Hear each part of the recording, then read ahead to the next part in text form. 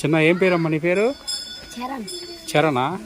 ఇవన్నీ ఏమేంటి ఒకసారి నాకు ఎక్స్ప్లెయిన్ చేస్తావా?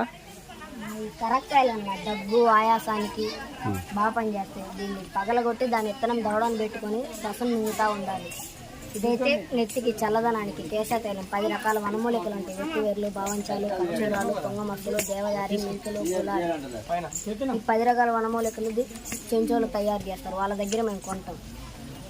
ఇది స్ఫటిక దిష్టికి, నరదిష్టిగా షాపులకి ఇళ్ళకి కడతారు. జీడి గింజలు దిష్టి వేస్తారు ఇళ్ళకి. నాగముష్టి చూపి ఇది మొలిక్కాయ. ములిక్కాయ చిన్నపిల్లలకి కడుపు నొప్పి వేస్తే సాది పోస్తుంది. ఇది వజకమ్ము పిల్లోళ్ళకి సాది పోస్తారు మాటలు రావడానికి.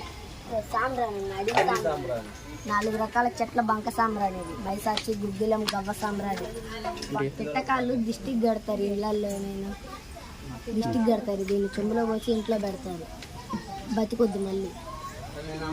ఇంకా గరుడు ఇది బాబాయ్ జడతారు. ఇళ్ళకైనా షాప్లకైనా, ఇంటికైతే ఇలా షాప్కి అయితే ఇలా. ఏంటిది అది? గుర్రపనాడ. గుర్రపనాడ. ఓకే. ఉడుమాయిలు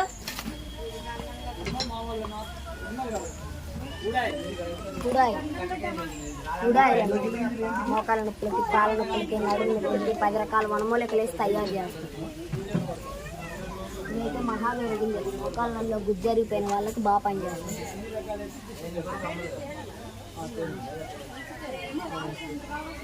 ఇంకుడుగాయలు, షీకాయలు, ఇంకుడుగాయలు,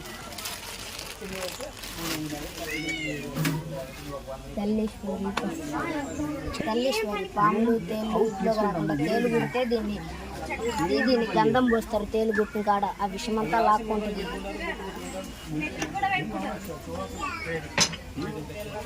ఈ గోమా చక్రాలు, లక్ష్మీగౌలు గోమా చక్రాలు అమ్మవారి దగ్గర పెడతారు.